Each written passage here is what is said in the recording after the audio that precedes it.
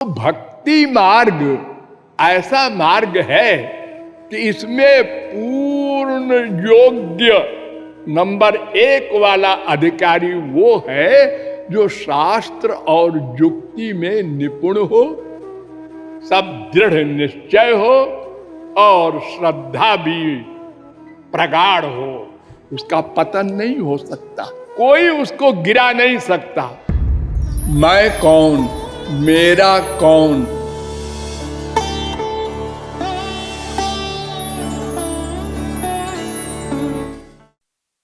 रमाकांतम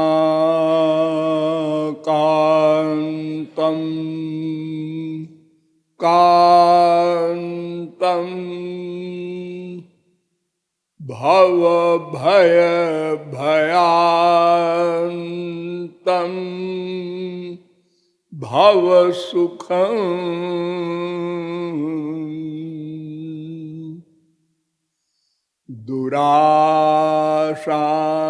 दुराशांतं शांतं निखिल हृदय भान्तं भुवनपं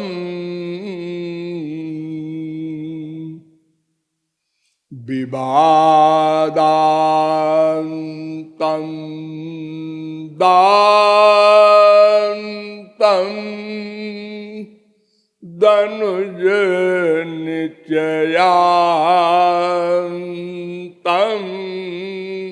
सुचरितं सदा तं गोविंदं परम सुखकंदं भजत रे।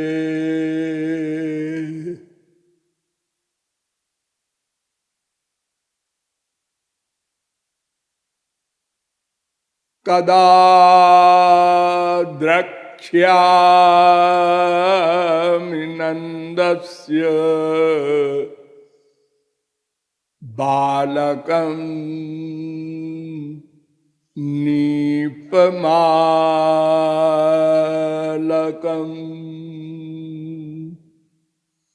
पालकं सर्वसत्त्वानां लसत् तिलक भालकं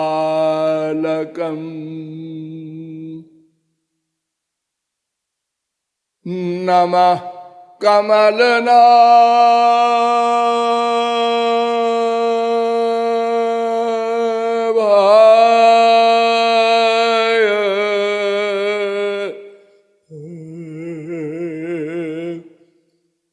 नमः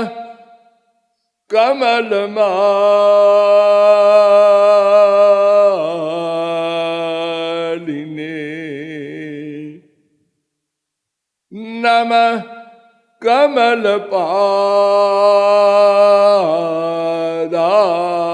कमलपादाय नमस्ते कमलेक्षण यो ब्रह्माणं विदधाति पूर्वं यो वै वेदांश्च प्रहिणोति तस्मै तद्वं हा देवमात्मबुद्धिप्रकाशं मुमुक्षुर्वै शरणमहं प्रपद्ये।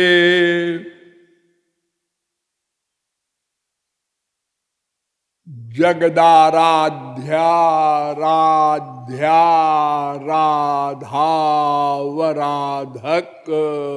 साधक समुदाय। नियमानुसार थोड़ी देर हरि नाम संकीर्तन कर लीजिए, पश्चात विषय प्रारंभ होगा। भजो गिरिधर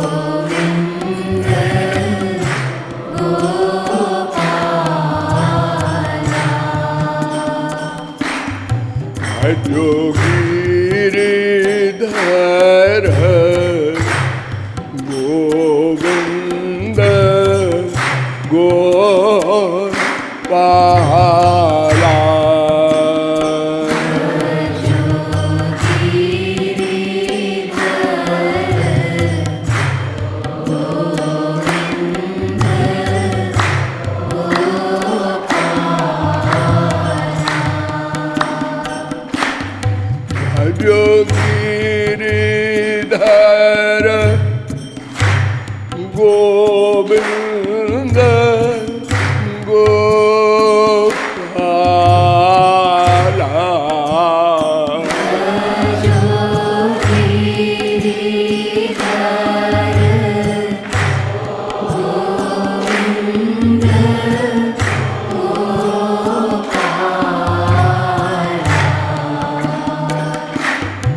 भजो गिरिधर गोविंद गोपाला।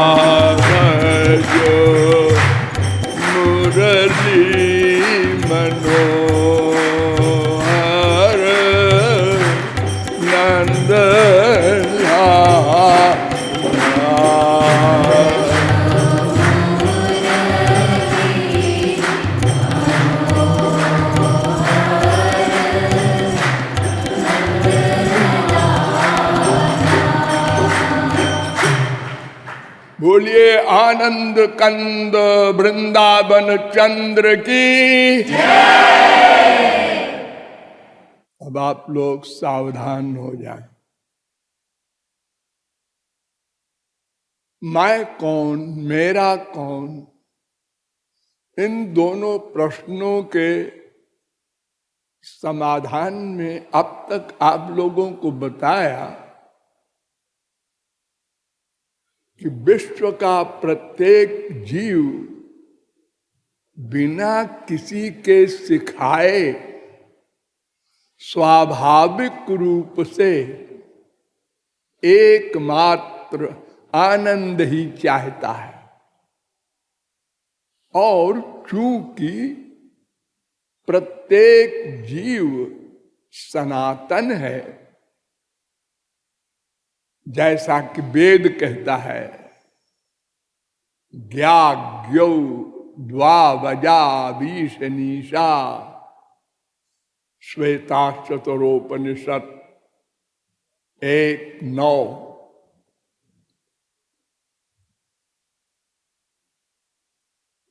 ये नारद परिव्राजकोपनिषद में भी मंत्र है 9:8।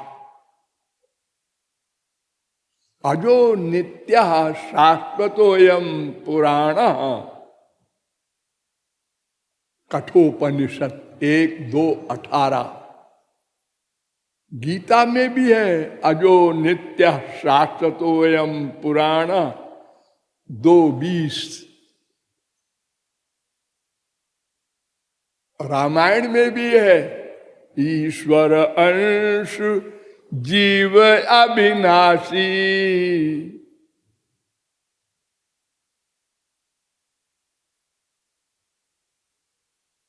और गीता में भी है ममैवांशो जीवलोके जीवभूता सनातनः।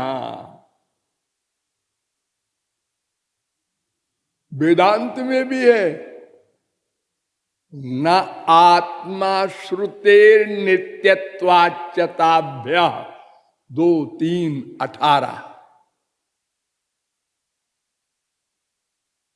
अतएव अनादिकाल से हम केवल आनंद ही चाहते हैं। और चूंकि कोई जीव एक क्षण को भी अकर्मा नहीं रह सकता, अतएव अनादिकाल से प्रतिक्षण केवल आनंद प्राप्ति की ही रिसर्च कर रहे हैं।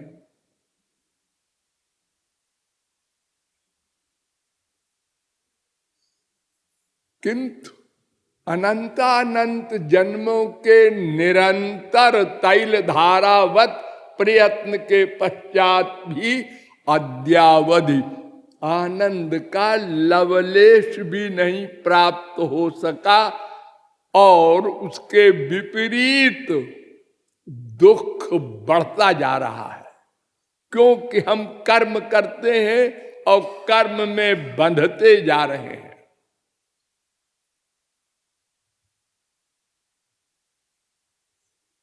तो सब आनंद चाहते हैं, किंतु आनंद कैसे मिलेगा, इसमें अनंत वैमत्य है, मतों का भंडार है। एक पुस्तक बन जाए और रोज नए नए मत बनते रहते हैं।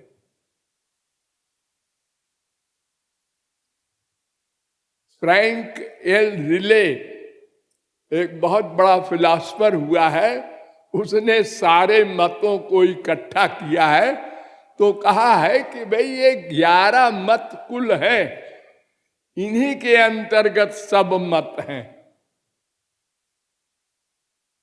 जापान में शिंतो, चीन में 2 धर्म, ताओ या लाओत्सी, और दूसरा कन्फ्यूशियन, और 8 धर्म हमारे देश में, इंडिया में, हिंदू, वैदिक, बौद्ध, जैन, सिख, पारसी, यहूदी, मुस्लिम, क्रिश्चियन, ये प्रमुख द बाइबल ऑफ बाइबल ग्रंथ में बताया गया है। लेकिन इतने ही नहीं, और भी मत हो सकते हैं और रोज बन भी सकते हैं नए नए, किंतु सारे मतों का एक एम है, भूलेंगे नहीं, आनंद के लिए। हमारे देश में एक सिद्धांत जो सबसे निकृष्ट है वो बना, उसका नाम है चारवाक सिद्धांत। चारवाक ये किसने बनाया? हमारे देवताओं के गुरु ने, बृहस्पति ने। क्या सिद्धांत बनाया? यावत् जीवेत सुखम जीवेत ऋणं कृत्वा घृतम पिबेत, जब तक जिए सुख से जिए, कर्जा करके घी पिए। मरने के बाद कुछ नहीं होना जाना, बस जो कुछ है इसी वर्तमान देह में है।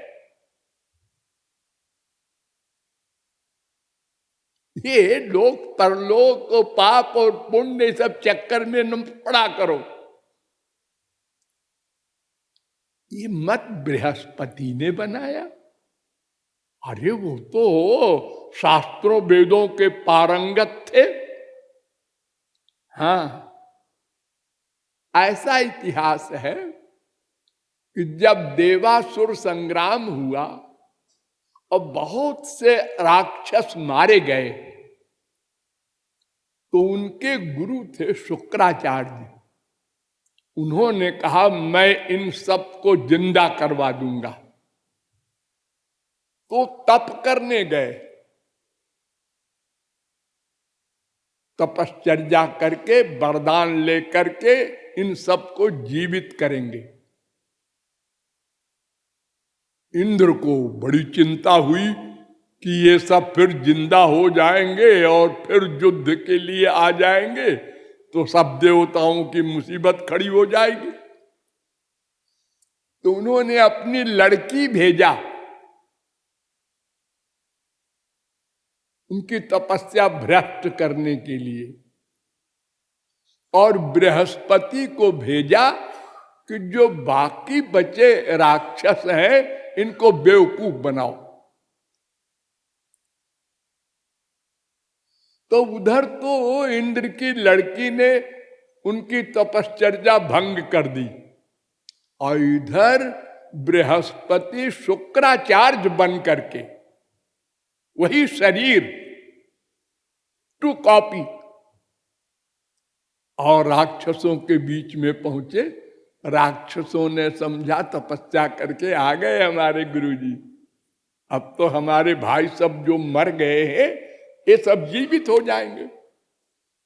उन्होंने कहा हाँ हाँ बैठो बैठो बैठो।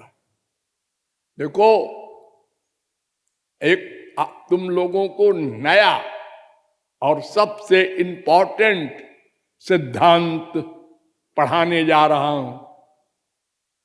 सबने कहा अच्छा गुरुजी नई बात। तो ये पाठ पढ़ाया, चारवाक सिद्धांत कहते हैं। बस शरीर है यहीं तक सब कुछ है, जितना सुख चाहो पा सको 420 से किसी प्रकार प्राप्त करो इंद्रियों का सुख।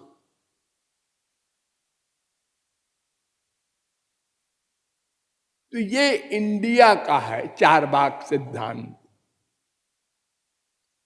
विदेशी लोगों ने ये सिद्धांत सुना तो उन्होंने कहा भाई ये सिद्धांत तो गलत है। इंग्लैंड के हाब्स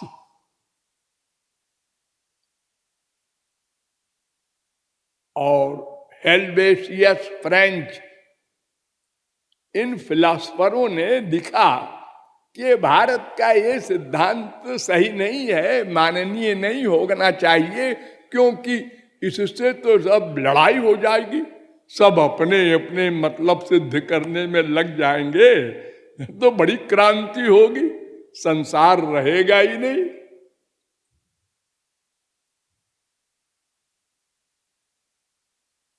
तो स्वार्थ के साथ परार्थ भी होना चाहिए, 50-50। इस सिद्धांत के मानने वाले संसार में बहुत लोग हैं।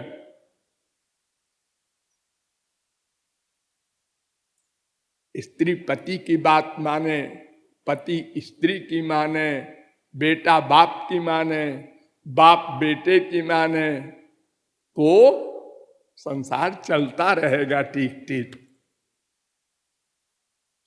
तो केवल अपनी ही मनवाने की चेष्टा करेगा तो लड़ाई हो जाएगी, वो होती है। तो बटलर आया, उसने कहा भाई ये हाब्स और हेल्वेशियस का सिद्धांत भी ठीक नहीं है, केवल परार्थ परोपकार करना ये सिद्धांत होना चाहिए। देखो शेर सरीखा हिंसक जंतु अपने बच्चे का पालन करता है, भूखा मर जाएगा, बच्चे को नहीं खाएगा। हाँ, पैदा होते ही शेरनी और शेर बच्चे को चाट चाट के उसकी गंदगी साफ कर देते हैं।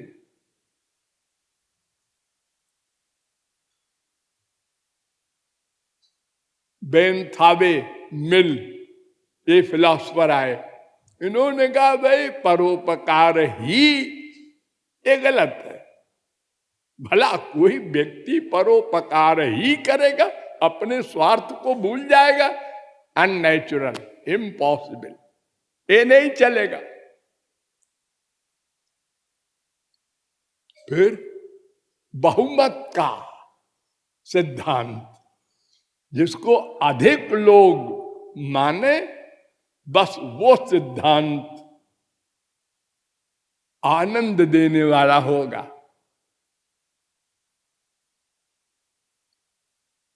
फिर मीटिंग हुई फिलासफरों की, उन्होंने कहा भाई ये बहुमत वाला सिद्धांत तो गलत है। क्यों? अरे अधिक लोग तो संसार में मूर्ख होंगे ही। संसार में बुद्धिमान कितने लोग हैं? ये जो बड़े बड़े पॉलिटिशियन कहलाते हैं, बड़े बड़े बुद्धिमान 10-20 होते हैं किसी देश में, वो संविधान बनाते हैं, कानून, फिर उसको आगे चल करके बुद्धिमान लोग काटते हैं, उसमें करेक्शन करते हैं। कितने करेक्शन हो चुके संविधान में अपने ही देश में। फिर सब बुद्धिमान होंगे किसी देश में, ये तो मानने की बात तो है नहीं। पॉलिटिक्स शब्द कोई नहीं जानते अधिक लोग तो हर देश में। अरे कोई अपना कुछ कर रहा है, कोई कुछ कर रहा है। राजनीति में कितने लोग हैं? तो आप कहते हैं बहुमत।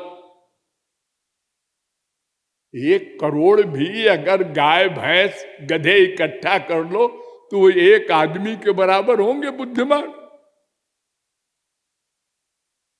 तो बुद्धिमान तो बहुत कम लोग संसार में होते हैं किसी भी देश में।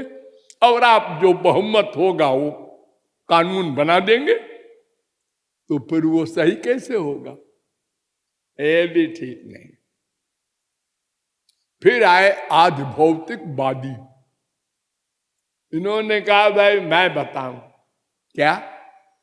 एक होती है भीतर की कॉन्शियस, अंदर की आवाज, सबके अंदर होती है। पहले जब कोई झूठ बोलता है, चोरी करता है, पाप करता है, तो अंदर से आवाज आती है ये गलत है। हाँ गलत है, ठीक है, लेकिन भूख लगी है इसलिए करेंगे, ये सामान चाहिए इसलिए करेंगे।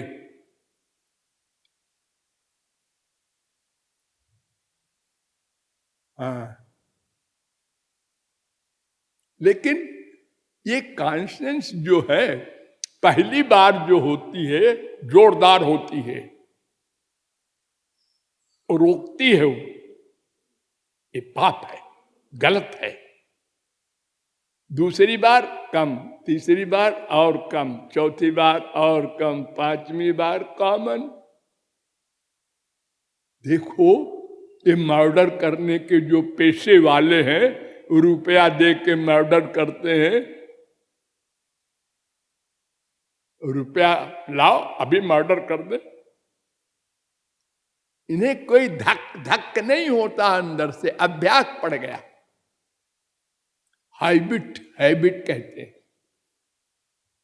बार बार झूठ बोलते हैं ना हम लोग, तो आदत पड़ गई।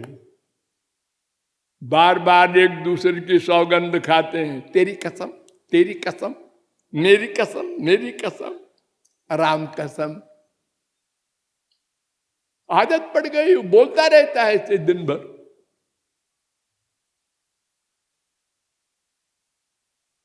कोई फीलिंग नहीं उसको भीतर से कि ये क्या मतलब होता है इसका। तो कॉन्शियस बदलती रहती है हर एक की, और सबकी अलग अलग कॉन्शियस भी होती है। तो फिर ये आपका सिद्धांत ये भी ठीक नहीं है। तब हमारे भारत के दार्शनिक पहुंचे, उन्होंने कहा देखिए आप लोग ये जो बुद्धि से सोच रहे हैं ना, तर्क से, ये आपकी बुद्धि माइक है, इसकी गति नहीं है आनंद जगत में। ये तो दुख जगत वाली बुद्धि है, ये तो दुख वाली राय देगी सब, अज्ञान वाली। ये ज्ञान और आनंद ये तो भगवान के एरिया वाले सामान हैं। वहां इंद्रिय मन बुद्धि नहीं जा सकती। इसलिए वेदों शास्त्रों के द्वारा निश्चय करना होगा आनंद कहाँ है, कैसे मिलेगा। ये अपने सोचने से मिलता तो अनादिकाल से अब तक सबको मिल गया होता, या 10 अंधों के द्वारा कोई दृश्य पदार्थ का निर्णय करना होता तो कब का हो जाता। अटकल पच्चू जिसे कहते हैं लोग, ऐसे सिद्धांत संसार में बनते हैं अपनी बुद्धि से, वो सब गलत। वेद में जो ज्ञान है और वेद के द्वारा समर्थित जो शास्त्र हैं, उनके द्वारा आनंद को हम समझ सकते हैं कहाँ मिलेगा, कैसे मिलेगा। तो शास्त्रों वेदों में हमने बहुत मंथन किया तो पता चला कि ये तमाम वाद, इनका विवाद निरर्थक है। बस 2 वाद हैं, हम हैं वादी, हमारे अलावा 2 वाद हैं, एक अध्यात्मवाद, एक भौतिकवाद, अथवा यूं कह दो एक भगवतवाद, एक मायावाद। अर्थात बस तीसरी कोई चीज नहीं, इसलिए तीसरा वाद है कहां, कैसे बोलते हैं आप। इसी के सब भेद हैं।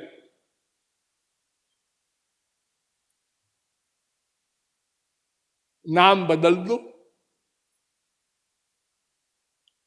देखिए 3 प्रकार का आनंद होता है, बहुत ध्यान से समझिए, मैं विस्तार नहीं कर सकूंगा, मैं अब दुकान बंद करने जा रहा हूं। एक आनंद, एक सुख होता है जड़ जड़ संयोग जन्य सुख, एक होता है जड़ चेतन संयोग जन्य सुख, और एक होता है चेतन चेतन संयोग जन्य सुख। जड़ जड़ संयोग जन्य सुख जो हम लोग डेली लेते हैं, इंद्रियों का विषयों का सुख, संसार को देखकर सुख मिले, संसार को सुनकर, क्या शब्द सुने कि सुख मिले, क्या खाए कि रसना को सुख मिले, ये सब इंद्रियों के सुख। इंद्रियां भी जड़, संसार भी जड़, ये जड़ जड़ संयोग जन्य सुख है। इससे ऊंचा सुख होता है सात्विक सुख। वो कैसा होता है? वो जड़ चेतन, अर्थात जड़ तो है मन और चेतन है आत्मा, मन और आत्मा का सुख, यानी समाधि का सुख, यानी ज्ञात आत्मज्ञानियों का सुख, जहां समाधि हो जाती है, संसार का विस्मरण। आत्म विस्मृति समाधि, मंडल ब्राह्मणोपनिषद 1:10 वेद कह रहा है।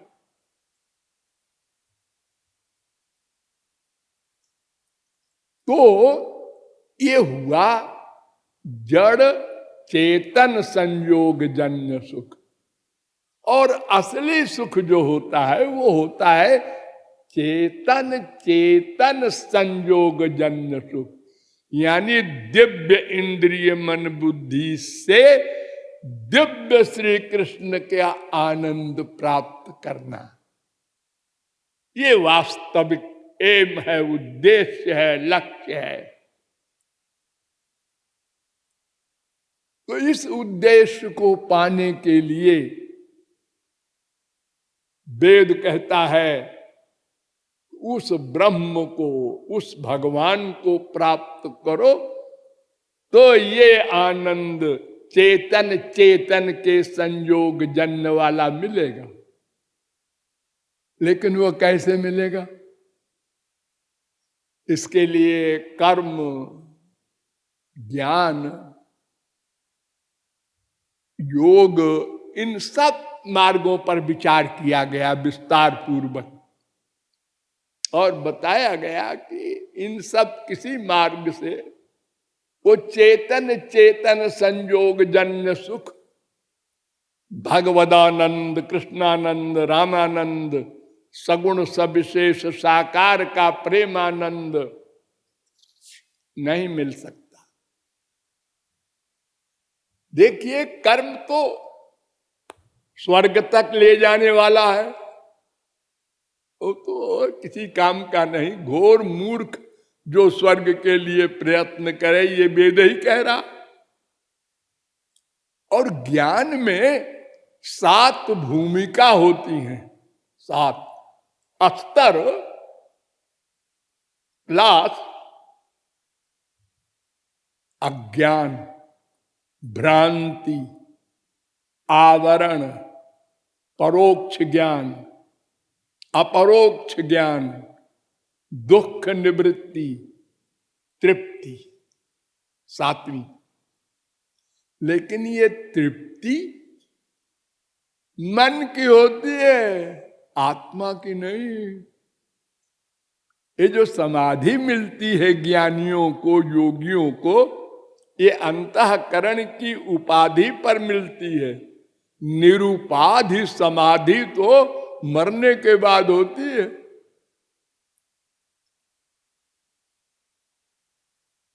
और फिर ये तो बड़ी दूर की बात है, पहले तो हम कर्म के ही अधिकारी नहीं हैं,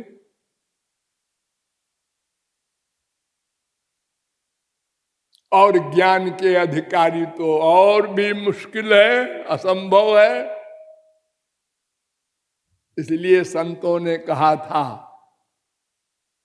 इहि कलिकाल न साधन दूजा, योग यज्ञ जप तप व्रत पूजा। कलयुग योग यज्ञ नहीं ज्ञाना, ये सब कलयुग में नहीं चल सकता।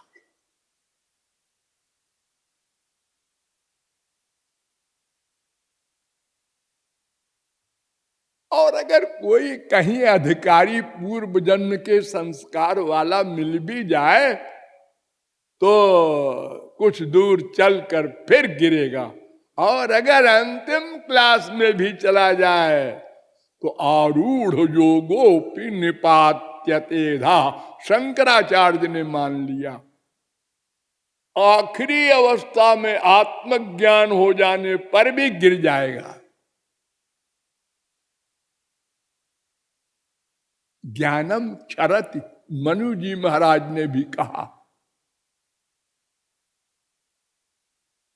जीवन मुक्ता अपि पुनर्बंधनम जानति कर्म भी, जीवन मुक्त भी फिर कर्म बंधन में बंध जाते हैं, माया नहीं जा सकती। माया एक ऐसी पावर है भगवान की, जो भगवान की भक्ति के बिना किसी भी मार्ग से, किसी भी साधन से नहीं जा सकती। ये स्वर्ण अक्षरों में लिख लो। करोड़ कल्प कोई कर्म धर्म करे, ज्ञान करे, योग करे, तप करे, व्रत करे, और सब कुछ मिल जाएगा। ये सब क्यों कहा गया है? अरे भाई, ये तो हमारा सनातन धर्म ऐसा है कि कल्प वृक्ष है, जिसको जो चाहिए मिलेगा। अरे अगर किसी को चाहिए कि हम हिंसा करके उसको मारना चाहते हैं, आओ आओ, तुमको तुम्हारे लिए भी मार गए हमारे यहां। ये बड़े बड़े राक्षस हुए, हिरण्यकशिपु, हिरण्याक्ष, तपस्या कर करके, वरदान ले ले करके, कितने ये राक्षस ब्राह्मणों की, ऋषियों की हत्याएं कर दी।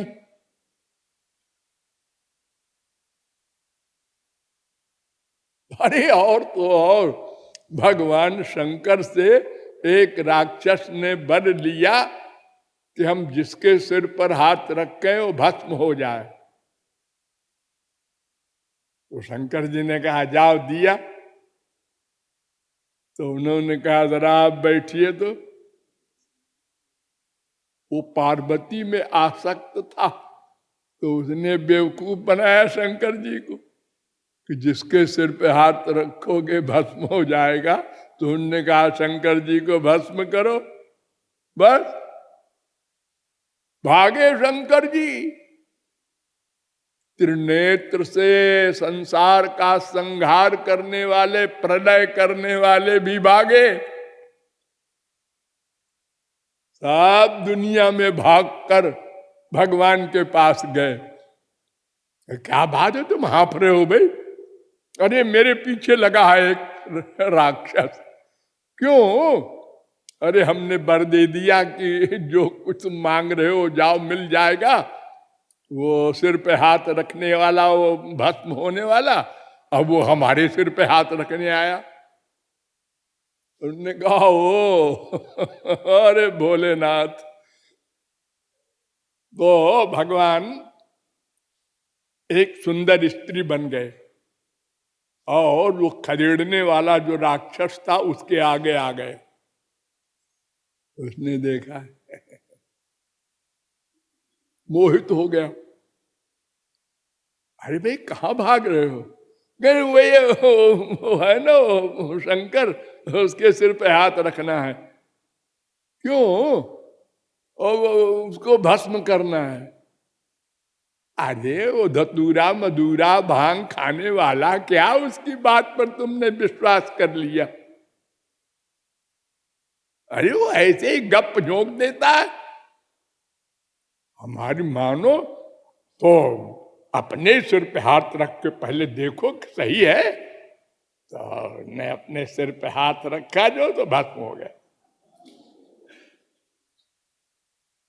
अरे उसके अंदर बैठ के उसको बेवकूफ बना दिया भगवान ने, वरना वो ऐसा बेवकूफ नहीं था कि अपने सिर पे हाथ धर देता।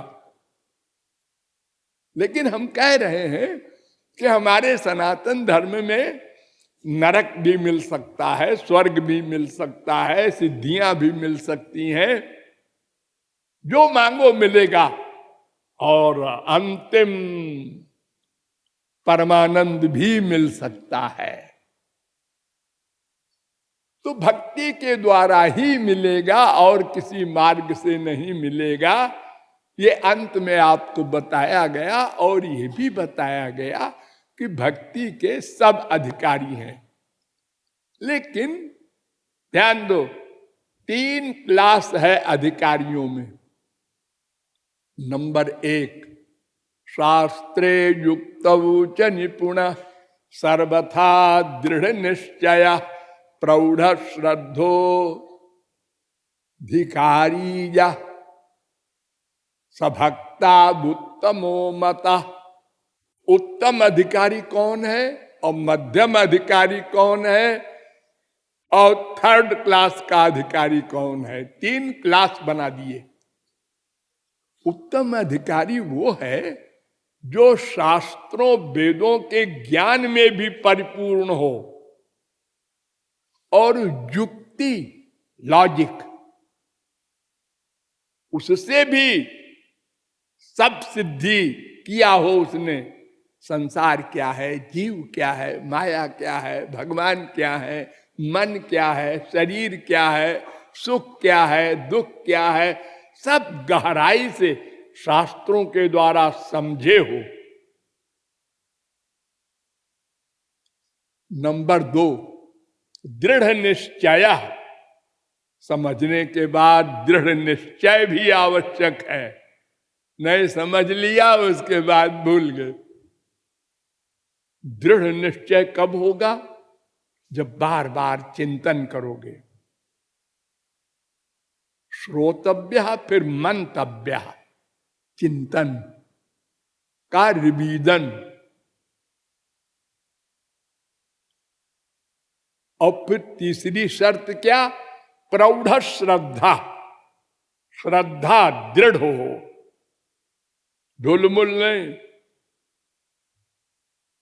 पक्की श्रद्धा। भगवान भी डिगाना चाहे तो डिगे ना हो।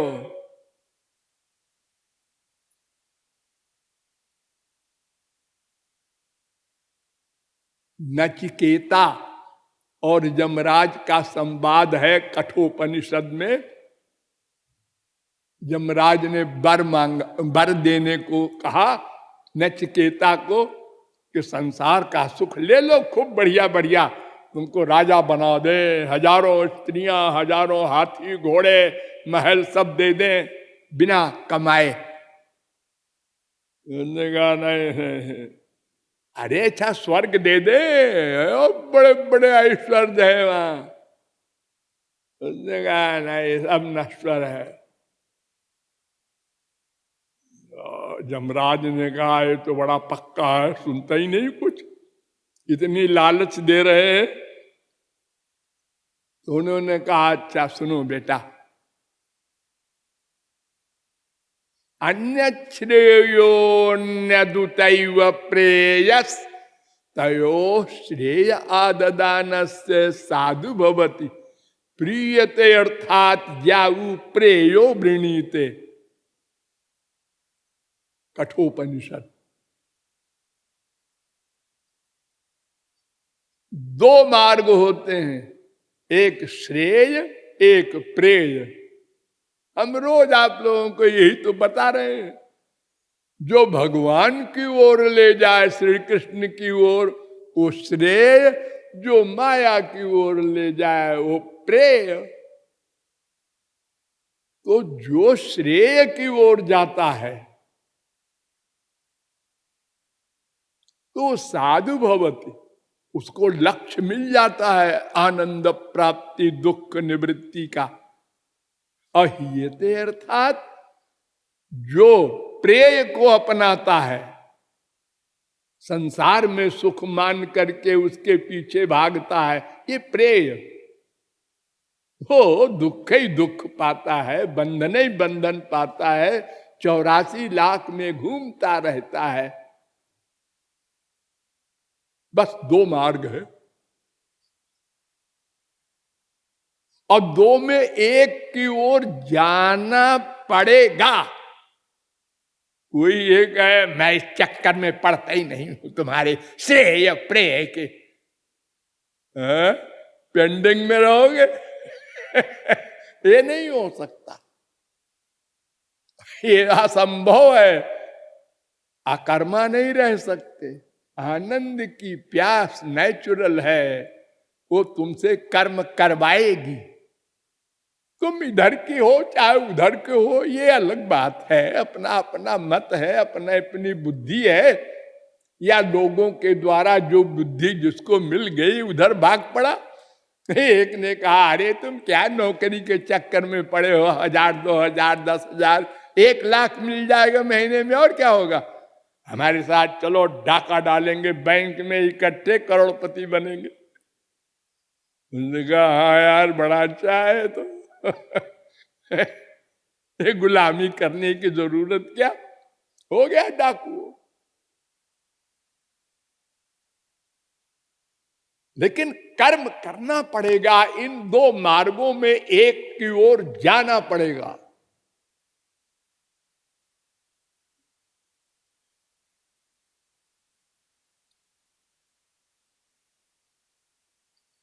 तो भक्ति मार्ग ऐसा मार्ग है कि इसमें पूर्ण योग्य नंबर 1 वाला अधिकारी वो है जो शास्त्र और युक्ति में निपुण हो, सब दृढ़ निश्चय हो और श्रद्धा भी प्रगाढ़ हो। उसका पतन नहीं हो सकता, कोई उसको गिरा नहीं सकता। सब फिलॉसफी उसको मालूम है। उसके पास कोई आके कहे श्री कृष्ण तो काम क्रोध लोभ मोह से परे नहीं थे, तुम क्या उनके पीछे पड़े हो? एक एक स्त्री के 10-10 बच्चे, वो काम रहित है? इम्पॉसिबल। अरे ये अर्जुन वगैरह सब संसारी थे, हजारों लाखों मर्डर किया और कहते हो कि सर्वत्र भगवान को देखते थे। हाँ यार, बात तो ठीक कहते हो तुम। आ गया चक्कर में, क्योंकि उसने समझे ही नहीं था फिलॉसफी कि भगवान और महापुरुषों का कार्य योग माया से होता है, माया से नहीं होता। और हमारा माया से होता है, हम माया के अंडर में हैं। इसलिए उत्तम अधिकारी वो है। इसीलिए तद विज्ञानार्थम स गुरुमेवा विगच्छेत समित पाणि श्रोत्रियम ब्रह्मनिष्ठम। वेद कह रहा है, मुंडकोपनिषद 1-2-12, तद विद्धि प्रणिपातेन परिप्रश्नेन सेवया उपदेक्षन्ति ते ज्ञानम। 4:34 गीता। तस्माद् गुरुम प्रपद्येत जिज्ञासु श्रेय उत्तमम शाब्दे परे च निष्णातम। भागवत 11:3-21। अर्थात सब शास्त्र वेद कहते हैं कि श्रोत्रिय ब्रह्मनिष्ठ गुरु बनाना। अगर खाली प्रेमी को गुरु बना लिया तो वो कहेगा भगवान से प्रेम किया जाएगा। अरे कैसे करें? कैसे वैसे नहीं, बस किए जाओ। वो न लॉजिक से समझा सकेगा और न बाई कोटेशन।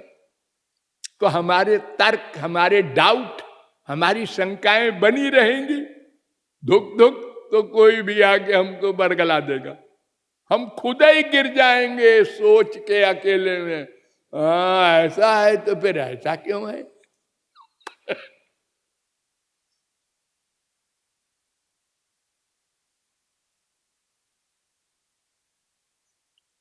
नंबर 2 का अधिकारी, यह शास्त्राद्य स्वनिपुण श्रद्धावान सतु मध्यमा। जो शास्त्रादिक का ज्ञान तो न रखता हो लेकिन श्रद्धा हो उसकी, वो भी मीडियम है। अगर कोई कुसंग न मिला तो वो भी पार हो जाएगा। लेकिन इस संसार में रह के कुसंग न मिले ये तो असंभव है। और कुसंग तो इतना भयानक होता है। एक क्षण का कुसंग मिला था अजामिल को, वो पापियों के एग्जाम्पल बन गया। एक क्षण का कुसंग मिला था सौभरी मुनि को, और वो 50 लड़कियों से ब्याह करके 5000 बच्चों के बाप हो गए। एक क्षण का कुसंग।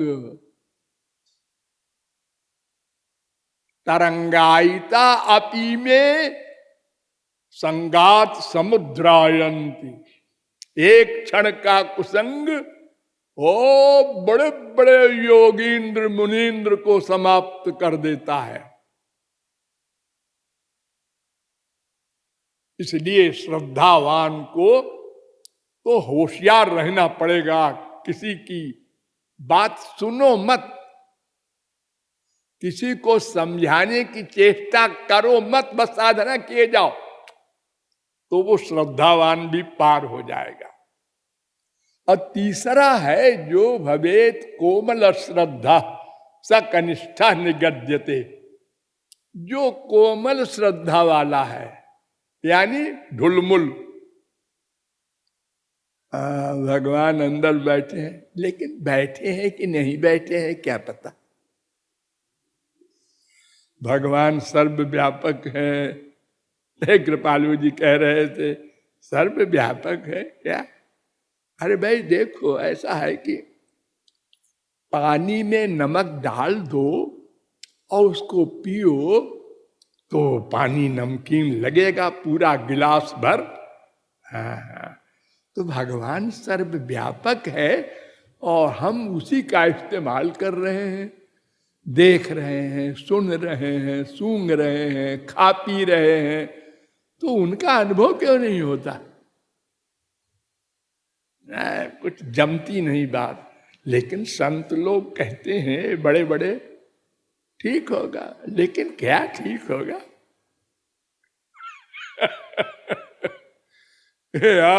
आप लोगों में बहुत से ऐसे चोरी चोरी करते हो। हाँ, ठाकुर जी भी जानते हैं, उनके जन भी जानते हैं आपकी चोरी को। दो निषद जन मंत्र ते तद राजा वेद। तो ऋग्वेद में एक मंत्र है कि दो आदमी बंद कमरे में बैठकर जो प्राइवेट बात करते हैं वो नोट हो रहा है। तो प्राइवेट तुम जो लोग सोचते हो कोई नहीं जानता, सब नोट होता है, तो सबका फल मिलता है। तो तीन प्रकार के अधिकारी हैं। तो जो शास्त्रों के द्वारा तत्व ज्ञान प्राप्त करते हैं, ब्रह्मनिष्ठ संत के द्वारा और श्रोत्रिय संत के द्वारा, वे कहते हैं कि देखो भक्ति समस्त शास्त्रों में बताई गई है। कोई ऐसी बुक नहीं जिसमें भक्ति के अलावा और किसी मार्ग से भगवान मिले हो, आनंद मिले हो। अरे वेद ही को देख लो, नारायण परा वेदा।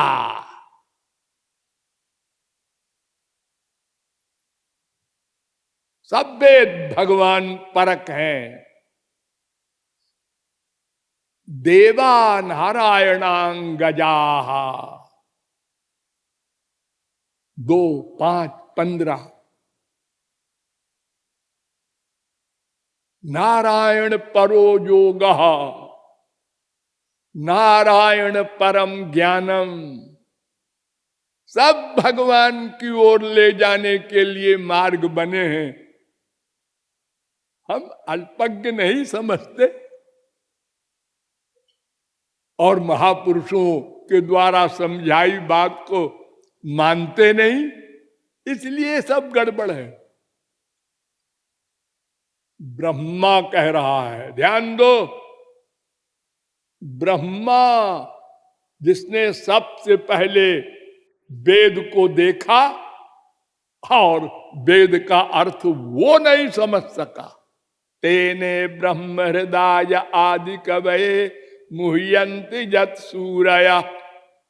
तो भगवान ने कृपा करके उसके हृदय में बैठ करके और ज्ञान दिया, तब वेद को समझा उसने और कहा उसने, भगवान ब्रह्म कार्स्तेन त्रिरन्वीक्ष्य मनीषया तदध्यवस्यत कूटस्थो रतिरात्मन यतो भवेत।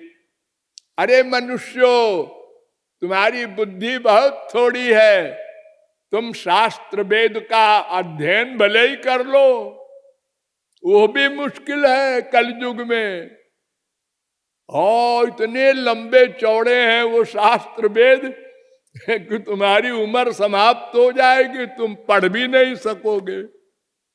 और फिर उनके विरोधाभास को समाधान करके, समन्वय करके पार हो जाओ, ये तो त्रिकाल में असंभव है।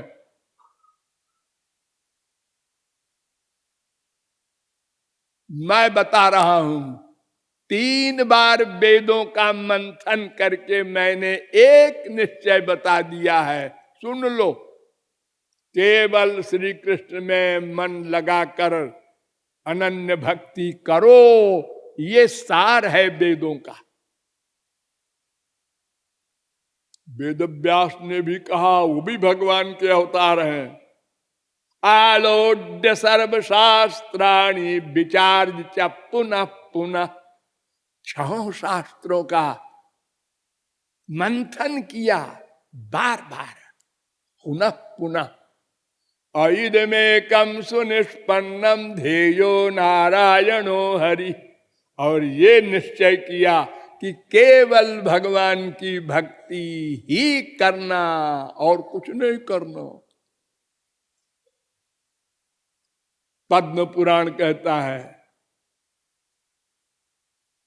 स्मर्तव्य सततम विष्णुर्भिस्मर्तव्यो न जातुचित, सर्वे विधि निषेधास्यु रेतयो रेव किंकरा। ये तमाम विधि निषेध जो वेदों में बताए हैं, विधि निषेध क्या? ये करो, ये करो, ये करो, ये विधि। ये ना करो, ये ना करो, ये ना करो।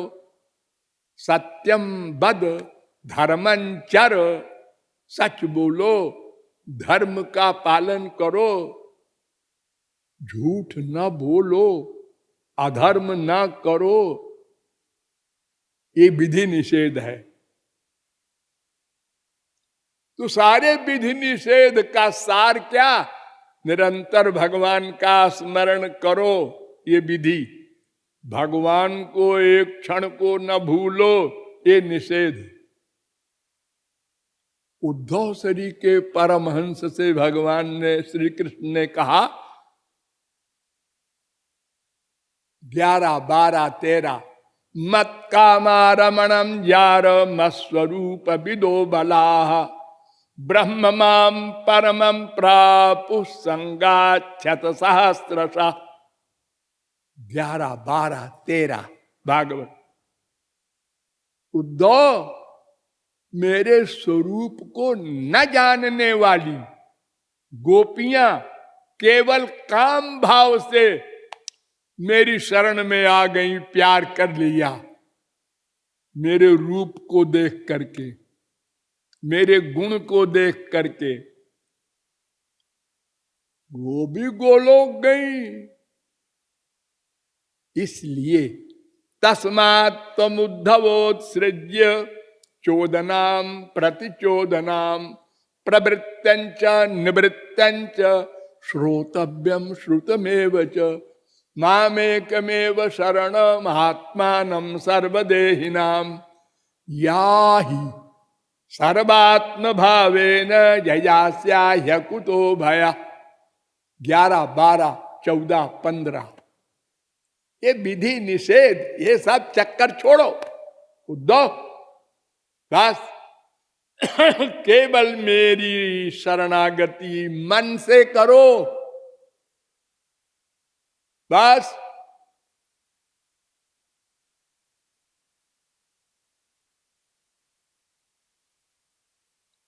तो सब शास्त्रों वेदों का एक वाक्य है, भगवान की भक्ति ही उनका मन से स्मरण ही एकमात्र लक्ष्य को प्राप्त करा सकता है।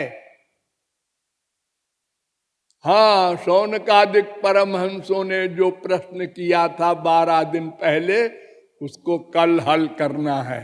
बोलिए लाडली लाल की। राधे